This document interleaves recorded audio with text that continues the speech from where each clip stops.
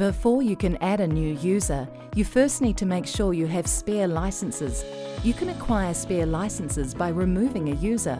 Please see the Remove User training segment for instructions. Alternatively, you can contact Now NZ and request to purchase additional users. There are two ways that you can add a new user. You can click on the Create New User link and then enter the new user's information, and scroll to the bottom of the page and click the Save button. Alternatively, you can choose to copy a user and then just update the required fields. To do this, open the User to Copy.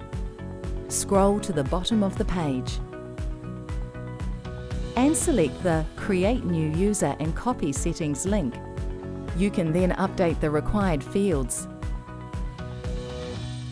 Then scroll to the bottom of the page and click the Save button.